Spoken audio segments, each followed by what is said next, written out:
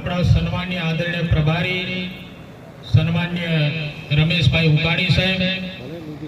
આપણા છોટાઉદેપુર લોકસભા મત વિસ્તારના આદરણીય સન્માન્ય સાંસદ શ્રી જસુભાઈ રાઠવા સાહેબ, જિલ્લા ભાજપ સંગઠનના પ્રમુખ એવા માન્ય ઉમેશભાઈ, પૂર્વ પ્રમુખ શ્રી માન્ય ઉપેન્દ્રભાઈ, પ્રદેશ યુવા મોરચાના ઉપાધ્યક્ષ માન્ય મુકેશભાઈ, જિલ્લા પંચાયતના ઉપપ્રમુખ માન્ય રણજીતભાઈ અને જેમને જિલ્લાના સંયોજક તરીકેની જવાબદારી પાર્ટી આપી એવા પૂર્વ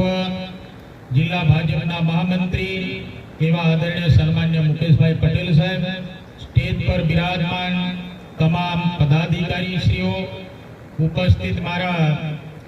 ભારતીય જનતા પાર્ટીના ખૂબ જ જવાબદારીપૂર્વક વહન કરનારા સૌ મારા સન્માન્ય સક્રિય કાર્યકર્તાઓ તથા ભાઈઓ તથા બહેનો, આપણે બધા સૌ જાણીએ છીએ કે આખા રાજ્યની અંદર સક્રિય સદસ્ય સંમેલનના કાર્યક્રમો ચાલી રહ્યા છે, ત્યારે આપણને સ્ટેજ પર બિરાજમાન આપણા હોદ્દેદારશ્રીઓ આપણને માર્ગદર્શન સંગઠનનું આપવાના છે, પરંતુ આ ધરતી ઉપર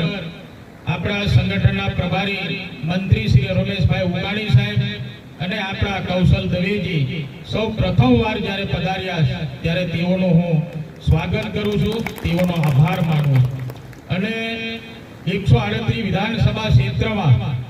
આપણી ભારતીય જનતા પાર્ટીની સરકાર અને સરકારના સન્માન્ય મુખ્યમંત્રી ભૂપેન્દ્રભાઈ પટેલ સાહેબ અને આપણા આદિજાતિ મંત્રી કુબેરભાઈ ડિંડોર સાહેબે ઉમરગામથી અંબાજી સુધીના વિસ્તાર માટે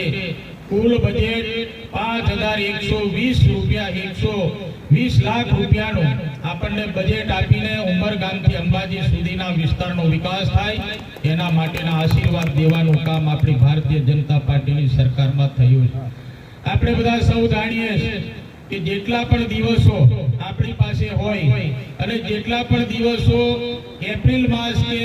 મે સુધીના જે દિવસો બચ્યા છે એ દિવસોમાં ચાહે શાળાના કોઈ ખાતમુહૂર્તો હોય કે રોડ રસ્તાના ખાતમુહૂર્તો હોય એ સતત ક્યારે ચાલે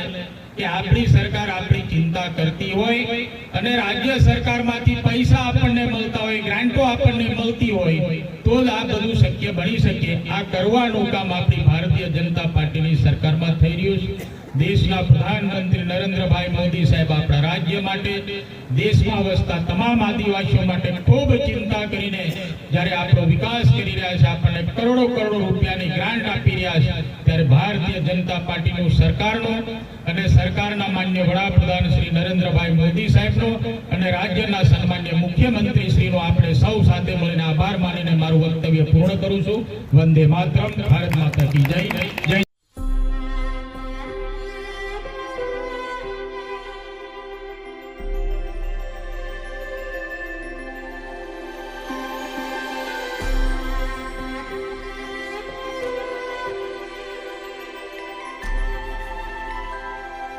છોટાઉદેપુર સહિત રાજ્ય, દેશ અને દુનિયાના સમાચાર જોવા માટે સબસ્ક્રાઇબ કરો તીર સમાચાર